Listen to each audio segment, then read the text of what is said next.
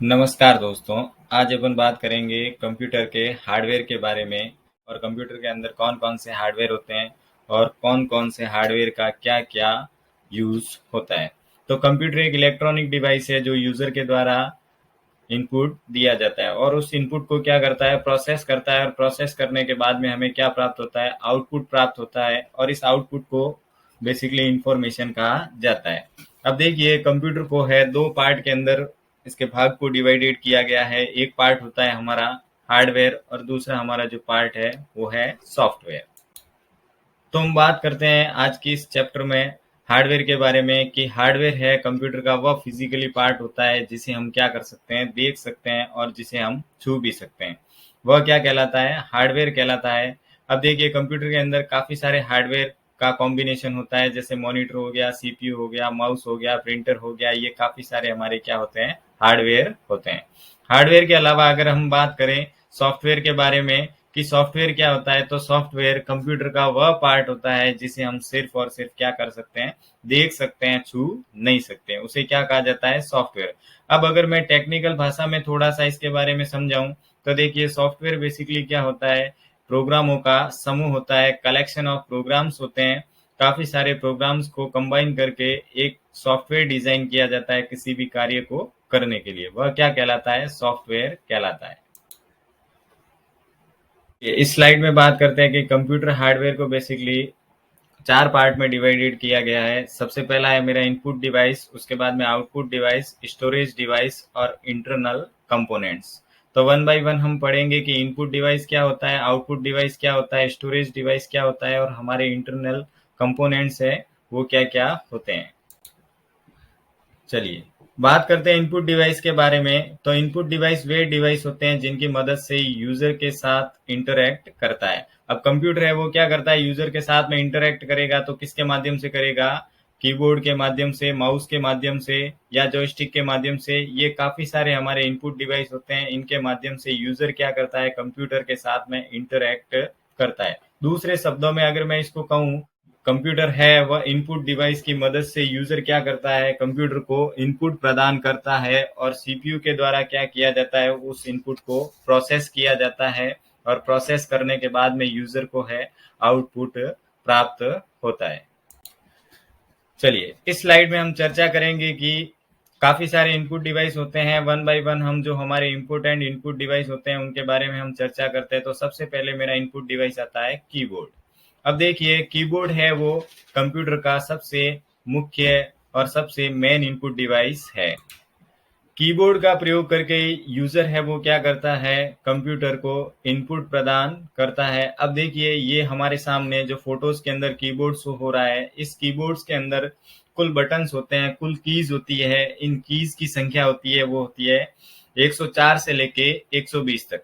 अब आप कहेंगे कि ये 104 से लेके 120 बटन है, तो कौन कौन से बटन है कौन होते हैं और कौन कौन से नहीं होते हैं। तो देखिए, काफी सारे कीबोर्ड ऐसे आते हैं जिनके अंदर कुछ एक्स्ट्रा है वो सिंबल्स ऐड किए हुए होते हैं।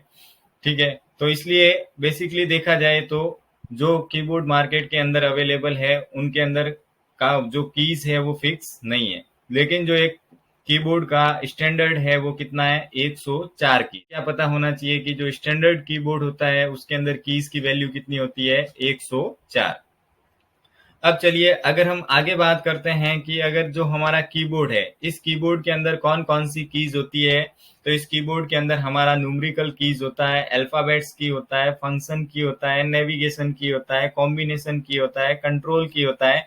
ये काफी सारी कीज हमें यहाँ पे देखने को मिलती है। लेकिन फिर भी हम आगे है वन बाय वन इनके बारे में पढ़ेंगे कि हमारा न्यूमेरिकल की कौन कौन सा होता है, अल्फाबेट्स जो की होते हैं वो कौन कौन से होते हैं, फंक्शन कीज होते हैं वो कौन कौन से होते हैं, नेविगेशन की कौन कौन सी होती है, ये क्या कार्य करती है, इसके बारे में हम आगे डिटेल्स में पढ़ेंगे।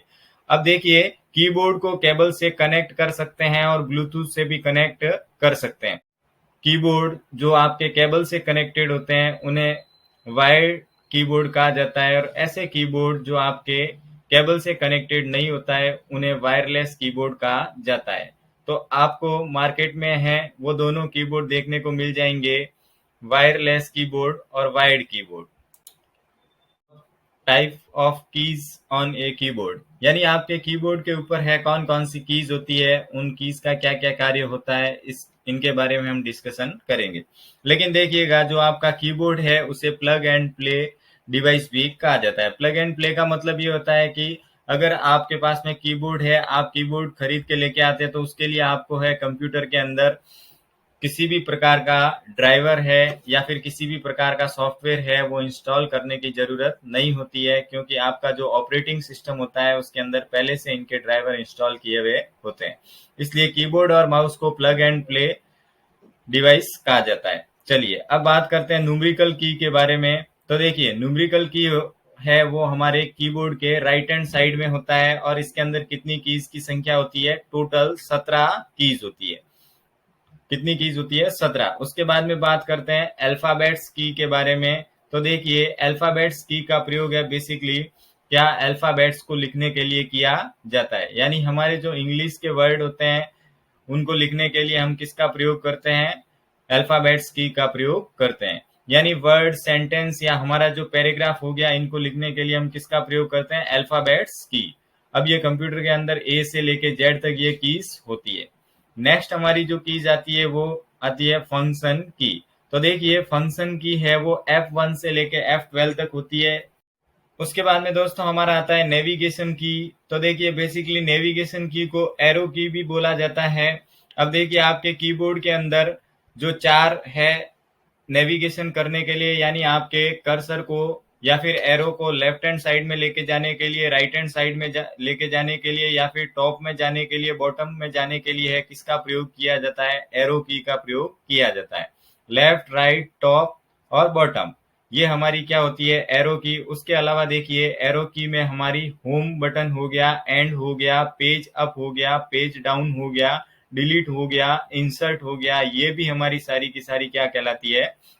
नेविगेशन कीज कहलाती है। तो चलिए, हमने है एरो की के बारे में बात कर ली कि लेफ्ट की हो गया, राइट हो गया, टॉप हो गया, डाउन हो गया। लेकिन अब समझते हैं कि होम की होता है और एंड की होता है, इनका क्या यूजेस होता है। तो देखिए, अगर आपका डॉक्यूमेंट है, आप एमएस वर्ड के अंदर काम कर रहे हैं, आप अभी है पहले पेज के तीसरी लाइन में कार्य कर रहे हैं। अब आप चाहते हैं कि आप जो आप पैराग्राफ में कार्य कर रहे हैं तीसरी लाइन में, अगर आपका कर्सर है वो उस लाइन के मिड पॉइंट में है या फिर सबसे लास्ट में है, आप चाहते हैं कि आपका कर्सर सीधा कहाँ मूव हो जाना चाहिए? आपका कर्सर है वो सीधा मूव हो जाना चाहिए लाइन के स्टार्ट पॉइंट पे। तो उसके लिए किसका प्रयोग किया जाता है? होम बटन का प्रयोग किया जाता है। अगर देखिए, अगर आप एंड बटन को प्रेस करेंगे तो आप कहाँ चले जाएंगे? लाइन के लास्ट में चले जाएंगे। यानी जहां जिस लाइन के अंदर आप कार्य कर रहे थे उसका जो सबसे लास्ट पार्ट है वहां पे आप चले जाएंगे।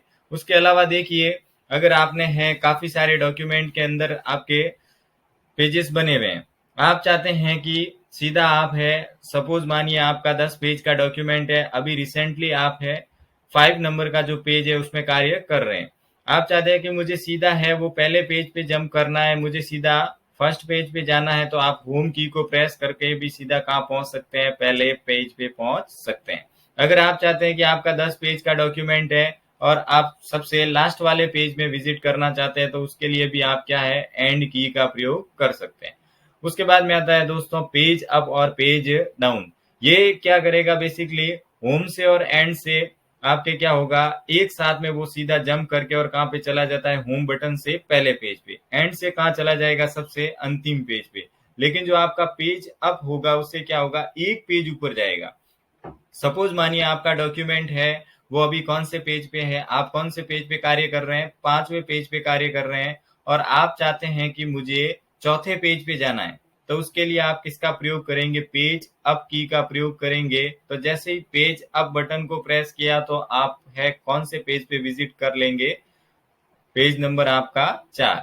अगर आपको जाना है पेज नंबर 6 पे, तो उसके लिए किसका प्रयोग करेंगे? पेज डाउन का। अगर आपको जाना है 10 पेज का डॉक्यूमेंट है और आपको सीधे जाना है पहले पेज पे, तो किसका प्रयोग करेंगे? होम बटन का। अगर आपको जाना है सबसे लास्ट में जो आपका 10वां पेज है उस पे, तो किसका प्रयोग करेंगे? एंड की का प्रयोग किया जाता है। अब देखिए, एक बटन आता है आपका डिलीट का और एक आता है इंसर्ट का। अब डिलीट बटन का प्रयोग है किसी भी कैरेक्टर को डिलीट करने के लिए, या फिर किसी सेलेक्टेड वर्ड को डिलीट करने के लिए, या फिर सेलेक्टेड पैराग्राफ को डिलीट करने के लिए, या सेलेक्टेड फाइल को डिलीट करने के लिए, या सेलेक्टेड फोल्डर को डिलीट करने के लिए इसका प्रयोग किया जाता है। देखिए दोस्तों, काफी बार एग्जाम में पूछा जाता है कि आपका जो डिलीट की होता है वो कैरेक्टर को किस वे से किस वे की तरफ डिलीट करता है। यानी मेरे कहने का मीन ये है कि जो आपका डिलीट की प्रेस करेंगे तो आपका जो कैरेक्टर है वो किस साइड से डिलीट होना शुरू होगा। तो देखिए, अगर आप डिलीट की को प्रेस करेंगे तो आपका राइट हैंड साइड से है 1 बाय 1 कैरेक्टर डिलीट होना शुरू होता है। वहीं अगर मैं बात करूं बैक स्पेस की, तो बैक स्पेस क्या करता है, आपके कर्सर के लेफ्ट हैंड साइड से कैरेक्टर को डिलीट करने का कार्य करता है। यानी जहां पे आपका कर्सर है उसके राइट हैंड साइड से अगर आपको कुछ भी डिलीट करना है तो आप किसका प्रयोग करेंगे, डिलीट बटन का प्रयोग करेंगे एक कैरेक्टर को डिलीट करने के लिए। यदि आपको है वो एक कैरेक्टर है वो कर्सर के लेफ्ट हैंड साइड से डिलीट करना है तो आप किसका प्रयोग करेंगे, बैक स्पेस की का प्रयोग करेंगे। इस डिलीट की को प्रेस करके हम क्या कर सकते हैं, किसी फाइल या किसी फोल्डर उसको भी हम आसानी से डिलीट कर सकते हैं। नेक्स्ट है हमारा इंसर्ट की। इंसर्ट की का प्रयोग है वो डॉक्यूमेंट में कोई भी चीज इंसर्ट करवाने के लिए किया जाता है।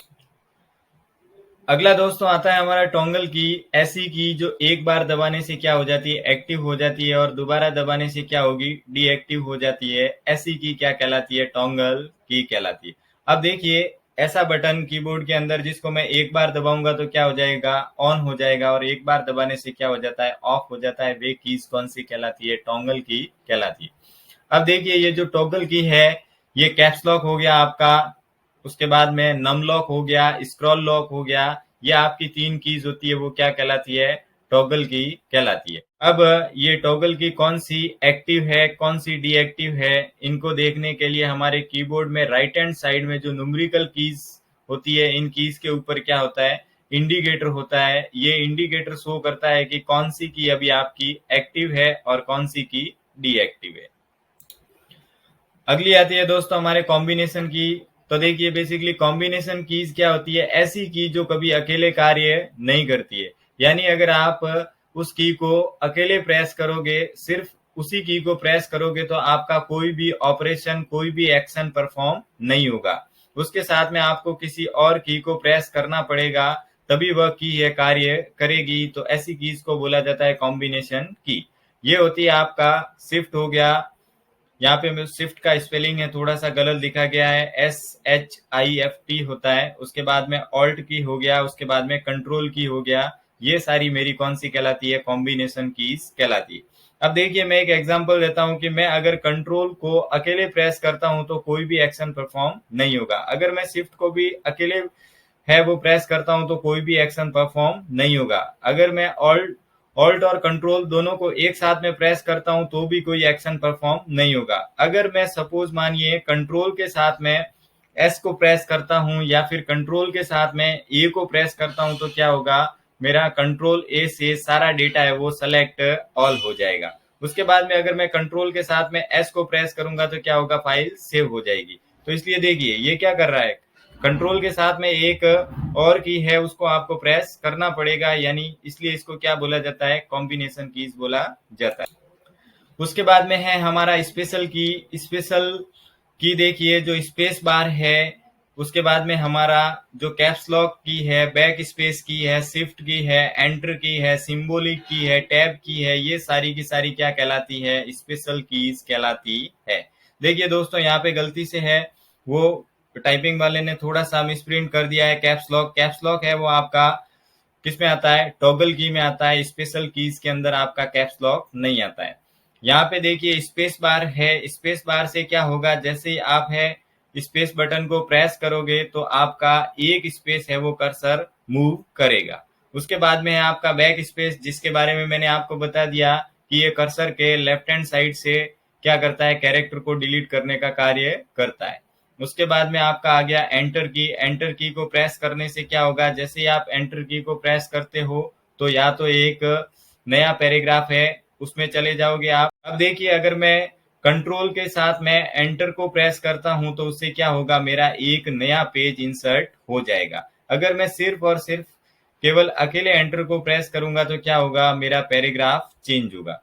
उसके बाद में आती है सिंबल की। आपको काफी सारे सिंबल देखने को मिल जाएंगे। डॉलर का सिंबल हो गया, हैश का सिंबल हो गया, परसेंटेज का हो गया, एंड का सिंबल हो गया। तो ये सारी की सारी की कौन सी कहलाती है, सिंबोलिक सिंबल की भी कहलाती है और इन्हें सिंबोलिक की भी बोला जाता है। चलिए अगला हमारा जो इनपुट डिवाइस है वो है माउस। तो देखिए मैंने कीबोर्ड के बारे में आपको पहले बता दिया था कि कीबोर्ड और माउस है वो हमारे कैसे डिवाइस है, plug and play. Plug and play का मतलब होता है कि इन डिवाइस को यूज करने के लिए हमें किसी भी ड्राइवर की, किसी भी सॉफ्टवेयर की जरूरत नहीं होती है। ये हमारा ऑपरेटिंग सिस्टम के साथ इनके पहले से ड्राइवर क्या होते हैं, इंस्टॉल होते हैं। अब देखिए माउस है, माउस एक प्रकार का पॉइंटिंग डिवाइस है। तो माउस को क्या है, पॉइंटिंग डिवाइस भी कहा जाता है, जिसे स्क्रीन पर कर्सर को कंट्रोल करने के लिए उपयोग में लिया जाता है। इसके अंदर बेसिकली दो बटन्स होते हैं, एक होता है लेफ्ट और एक होता है राइट बटन, ठीक है। और उसके बीच में एक और है, स्क्रॉलर होता है, गोल चक्री टाइप होता है जिसको बोला जाता है स्क्रॉलर बटन, ठीक है। तो जैसे ही हम क्या करते हैं, लेफ्ट बटन और राइट बटन दोनों का अलग अलग कार्य है। अगर आप माउस के राइट बटन को क्लिक करेंगे तो जिस भी फाइल या फोल्डर को आपने सेलेक्ट किया है उसके उसके ऊपर अप्लाई होने वाली जितनी भी कमांड्स हैं, जितने भी ऑपरेशन है वो सारे के सारे ओपन हो जाएंगे। जैसे फाइल को ओपन करना हो गया, रीनेम करना हो गया, कट करना हो गया, कॉपी करना हो गया, डिलीट करना हो गया, प्रॉपर्टीज है, ये सारी की सारी है कमांड आप किससे ओपन होगी, माउस के राइट क्लिक करने से ओपन होगी। लेफ्ट की का प्रयोग करके अपन क्या कर सकते हैं कि उस फाइल या फोल्डर को सेलेक्ट कर सकते हैं। अगर मैं डबल क्लिक करता हूं किसी फाइल पे या फोल्डर पे तो उससे क्या होगा, मेरा फाइल है वो ओपन हो जाएगी और फोल्डर है वो भी ओपन हो जाएगी। अब देखिए दोस्तों, कंपटीशन एग्जाम में, दूसरे एग्जाम में एक काफी क्वेश्चन पूछा जाता है कि ड्रैग एंड ड्रॉप प्रोसेस क्या होता है। तो अब हम समझते हैं कि ड्रैग एंड ड्रॉप है वो क्या प्रोसेस है। अब समझते हैं सबसे पहले ड्रैग के बारे में। तो देखिए अगर आपके मल्टीपल फाइल्स है, आप क्या करते हैं, मल्टीपल फाइल को कर्सर की सहायता से जो आपका माउस का लेफ्ट क्लिक वाला बटन है उसको प्रेस करके और माउस को नीचे की तरफ खींचेंगे और वो वे सारी फाइलें क्या होगी, सेलेक्ट होगी। तो इस प्रोसेस को बोला जाता है ड्रैग करना। और उनके बाद में आपने जितनी भी मल्टीपल फाइल है उनको सेलेक्ट किया है और सेलेक्ट करने के बाद में कर्सर से उन सारी फाइलों को एक जगह से पकड़ के किसी और जगह पे आप लेके जाते हैं, वहां पे लेके जाके यानी मूव करते हैं। इस प्रोसेस को बोला जाता है ड्रॉप करना। तो ये प्रक्रिया कहलाती है हमारी ड्रैग करना और ड्रॉप। अब देखिए किसी फाइल को किसी स्थान पर ड्रैग करने के बाद अगर किसी और स्थान पे उस फाइल को छोड़ा जाता है तो उसे क्या कहा जाता है, ड्रॉप कहा जाता है। और अगर आप किसी फाइल को एक स्थान से पकड़ के दूसरे स्थान पर है वो लेके जाते हैं तो वहां से आपका क्या होगा, फाइल मूव हो जाएगा। क्या होगा, मूव होता है। अब चलिए कंप्यूटर में फाइल या फोल्डर को एक स्थान से दूसरे स्थान पर ले जाना और उस स्थान पर ले जाकर छोड़ देने की प्रक्रिया को हम क्या कहते हैं, ड्रैग एंड ड्रॉप प्रोसेस कहलाता है। अब जो हमारा हम बात करते हैं स्क्रॉल बटन के बारे में। तो देखिए स्क्रॉल बटन होता है वो लेफ्ट बटन और राइट बटन के सेंटर में होता है। इसका प्रयोग किया जाता है पेज को अप करने के लिए और पेज को डाउन करने के लिए, ठीक है। अब आगे चलते हैं कि माउस है वो कितने प्रकार के होते हैं। तो माउस है वो अभी तक दो प्रकार के होते हैं, एक होता है ट्रैक बॉल माउस और दूसरा होता है ऑप्टिकल माउस।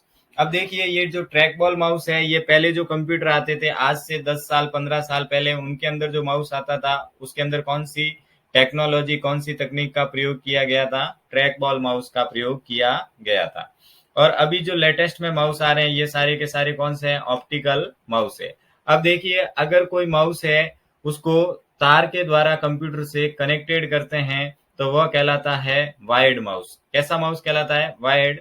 अगर देखिए आपका माउस है उसमें कोई तार नहीं है और वह ब्लूटूथ की सहायता से कनेक्टेड होता है तो वे हमारे माउस कौन से कहलाते हैं, वायरलेस माउस कहलाते हैं। ऑप्टिकल माउस में देखिएगा, ऑप्टिकल माउस में है आपका जो पहले जो माउस आते थे जिनके अंदर नीचे क्या होती थी, एक गेंद होती थी छोटी सी, और जैसे जैसे वो गेंद मूवमेंट करती थी वैसे वैसे आपका पॉइंटर है, आपका कर्सर है वो मूव होता था। लेकिन देखिएगा ऑप्टिकल माउस में है वो गेन नहीं होती है। ऑप्टिकल माउस में बेसिकली एक लेजर लाइट होती है, जैसे जैसे आपका जो लेजर लाइट होता है वो मूवमेंट करेगा वैसे वैसे आपका जो कर्सर है वो भी मूवमेंट करेगा। आपने माउस के नीचे है वो रेड कलर का लाइट देखा होगा, इसी लाइट को बोला जाता है लेजर लाइट या ऑप्टिकल लाइट। चलिए इस स्लाइड में हम बात करते हैं स्कैनर के बारे में। तो देखिए स्कैनर क्या होता है। स्कैनर का यूज किया जाता है किसी इमेज या डॉक्यूमेंट, ठीक है, इन आदि को अगर आपको है हार्ड डॉक्यूमेंट को, हार्ड कॉपी डॉक्यूमेंट को सॉफ्ट कॉपी डॉक्यूमेंट में बदलने के लिए हम किसका प्रयोग करते हैं, स्कैनर का प्रयोग करते हैं। और ये क्या करता है, डेटा को डिजिटल रूप में कन्वर्ट करने का कार्य करता है। जैसे आपने देखा होगा जेरोक्स मशीन हो गया, ये सारे के सारे जेरोक्स मशीन में भी आपका क्या आता है, स्कैनर इंक्लूडेड होता है। तो यहाँ पे फोटो में आपको नजर आ रहा होगा कि ये है आपका क्या है, एक स्कैनर है। इस स्कैनर की मदद से हम इमेज हो गया, डॉक्यूमेंट हो गया, इनको क्या कर सकते हैं, आसानी से स्कैन कर सकते हैं।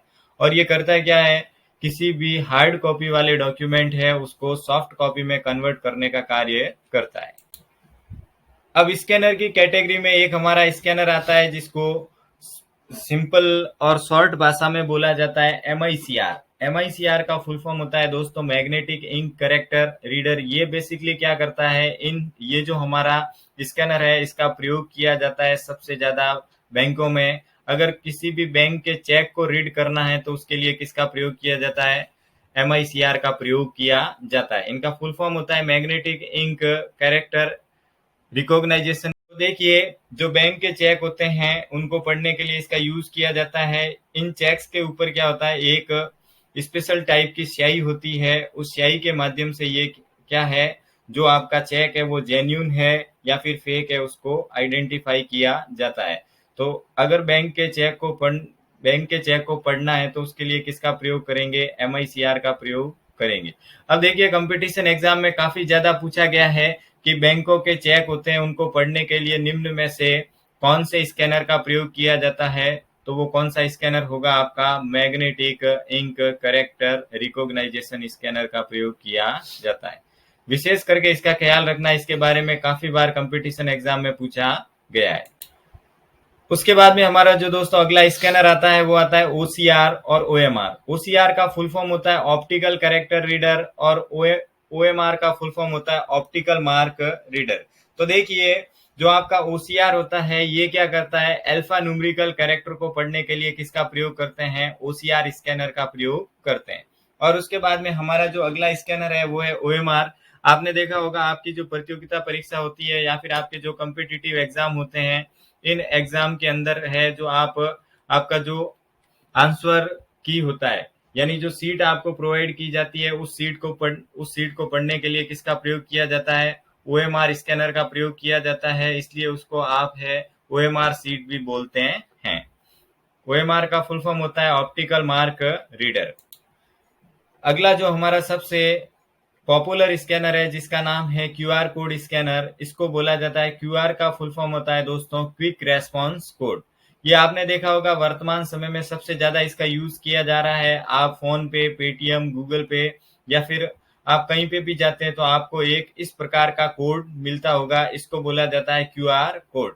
अब देखिए पहले है वो आते थे बार कोड, जो खड़ी लाइनें होती थी, और ये हमारे कौन से हैं, QR कोड।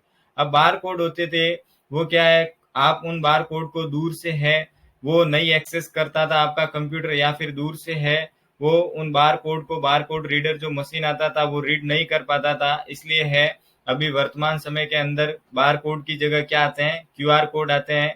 ये QR कोड है वो फटाक से और क्विकली है वो क्या करते हैं, किसी भी कोड को स्कैन कर लेते हैं, और इन्हें बोला जाता है क्विक रेस्पॉन्स कोड। आपने देखा होगा आपके फोन पे, पेटीएम, गूगल पे, इन सभी में भी इनका प्रयोग होता है।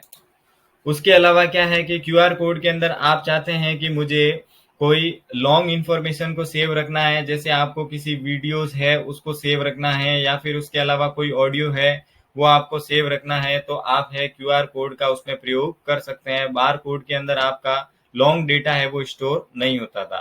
बार कोड में सिर्फ आपका शॉर्ट डेटा है, टेक्स्ट बेस्ड जो इन्फॉर्मेशन होती थी केवल वही सेव होती थी।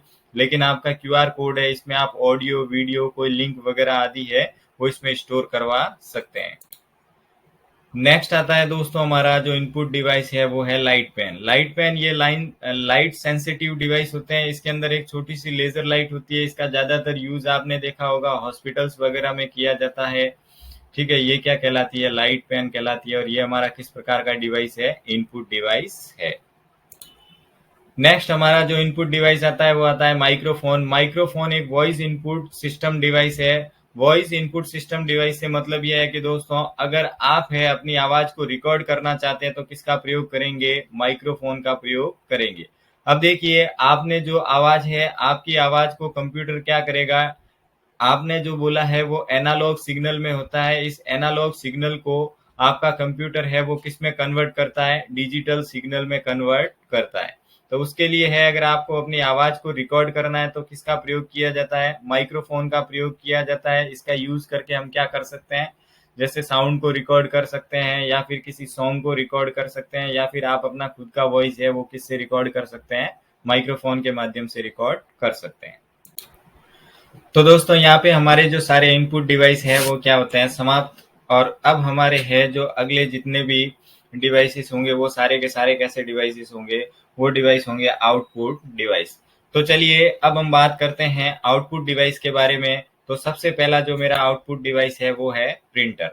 तो देखिएगा, बेसिकली प्रिंटर क्या है? प्रिंटर एक आउटपुट डिवाइस है जो कागज पर या टेक्स्ट पर जो आपके इमेज बने हैं, जो आपके कैरेक्टर बना है, या फिर जो आपका फोटो बना है, उस डेटा को क्या करता है? प्रिंट करने का कार्य करता है। यानी ये बिल्कुल जो आपका स्कैनर था इनपुट डिवाइस, उसके ऑपोजिट में कार्य करता है। स्कैनर था वो आपका क्या करता था? आपकी हार्ड कॉपी को सॉफ्ट कॉपी में कन्वर्ट करने का कार्य करता था। और ये आपका प्रिंटर है वो क्या करेगा? सॉफ्ट कॉपी को हार्ड कॉपी में कन्वर्ट करने का कार्य करता है। अब देखिए, प्रिंटर है, प्रिंटर की सहायता से आप कलर प्रिंट है वो भी निकाल सकते हैं, ब्लैक एंड व्हाइट प्रिंट है वो भी निकाल सकते हैं। उसके अलावा विभिन्न प्रकार के प्रिंटर अवेलेबल है मार्केट के अंदर। काफी सारे प्रिंटर है वो आगे, जैसे लेजर प्रिंटर हो गया, डॉट मैट्रिक्स प्रिंटर हो गया, इंकजेट प्रिंटर हो गया, डेजी व्हील हो गया। तो काफी सारे प्रिंटर है वो हमारे सामने आते हैं। अब हम आगे है वो प्रिंटर के बारे में किसी और क्लास में विस्तृत चर्चा करेंगे कि आपका जो लेजर प्रिंटर होता है वो कैसे कार्य करता है, इसमें किस तकनीक का प्रयोग किया जाता है। उसके अलावा जो हमारा इंकजेट प्रिंटर होता है वो कैसे कार्य करता है, डॉट मैट्रिक्स प्रिंटर कैसे कार्य करता है, डेजी व्हील प्रिंटर कैसे कार्य करता है। ठीक है, तो ये हमारी एक अलग से इस प्रिंटर के बारे में एक क्लास होगी। अभी हमें सिर्फ इतना समझना है कि प्रिंटर क्या होता है और प्रिंटर किस प्रकार का डिवाइस है, आउटपुट डिवाइस है। तो देखिए दोस्तों, काफी बार जो आपके कंपटीशन एग्जाम होते हैं उसमें एक क्वेश्चन पूछा जाता है कि आपके डॉक्यूमेंट को, सॉफ्ट कॉपी डॉक्यूमेंट को हार्ड कॉपी डॉक्यूमेंट में बदलने के लिए किस डिवाइस का प्रयोग किया जाता है? तो उसका आंसर होगा प्रिंटर। और अगर पूछा जाता है कि आपका हार्ड कॉपी है डॉक्यूमेंट, अगर उस डॉक्यूमेंट को आपको सॉफ्ट कॉपी में परिवर्तन करना है तो आप किसका यूज करेंगे? तो आप यूज करेंगे स्कैनर का। चलिए अब बात करते हैं जो हमारा अगला है आउटपुट डिवाइस, वो है प्लॉटर। तो देखिए प्लॉटर क्या है? बेसिकली ये प्लॉटर भी एक प्रकार का प्रिंटर ही है, लेकिन ये साइज में क्या होता है? काफी बड़ा होता है। आपने देखे होंगे जो बड़े बड़े फ्लैक्स होते हैं, बड़े बड़े बैनर हो गए, उनको ड्राइंग करने के लिए जो आप, या फिर आपके जो ब्लू प्रिंट होते हैं, बड़े बड़े नक्शे होते हैं, तो उन सब के लिए किसका प्रयोग किया जाता है? प्लॉटर का प्रयोग किया जाता है। अब देखिए प्लॉटर है, उसकी इमेज क्वालिटी होती है वो क्या होती है? काफी हाई क्वालिटी होती है। और बड़ी बड़ी बड़ी जो बड़े आकार के जो बड़ी साइज के जो पेपर होते हैं जिनको आप प्रिंट करना चाहते हैं, उनके लिए किसका प्रयोग किया जाता है? उनके लिए हम इस्तेमाल करते हैं प्लॉटर का। चलिए अगला हमारा जो है आउटपुट डिवाइस है वो है स्पीकर। स्पीकर क्या है? एक बहुत कॉमनली है वो आउटपुट डिवाइस है। इस डिवाइस का यूज करके आप क्या करते हैं? आप किसी भी, आपका ऑडियो हो गया, आपका वीडियो हो गया, उसको आप सुन सकते हैं। उनको चलाने के लिए किसका प्रयोग किया जाता है? स्पीकर का प्रयोग किया जाता है। ये आपका जो इनपुट डिवाइस के अंदर जो माइक्रोफोन था उसके बिल्कुल क्या है? ऑपोजिट है। माइक्रोफोन से आपका आवाज है वो रिकॉर्ड होता था, और यहाँ पे है अगर आपने जो आवाज रिकॉर्ड की है उस आवाज को सुनने के लिए, उस ऑडियो को चलाने के लिए है वो हम किसका प्रयोग करते हैं? स्पीकर का प्रयोग करते हैं। चलिए तो इसी के साथ में हमारे हैं वो कंप्यूटर के हार्डवेयर है वो पार्ट समाप्त होता है। हार्डवेयर के अंदर हमने है कई प्रकार के इनपुट डिवाइस के बारे में पढ़ा, कई आउटपुट डिवाइस के बारे में हमने पढ़ा। तो देखिए बेसिकली दोस्तों, ऐसे देखा जाए तो इनपुट डिवाइस और आउटपुट डिवाइस काफी सारे होते हैं, लेकिन जो मेन मेन आपके इनपुट डिवाइस थे, मेन मेन आपके आउटपुट डिवाइस थे, उन सब के बारे में हमने चर्चा कर ली है। Okay, thank you.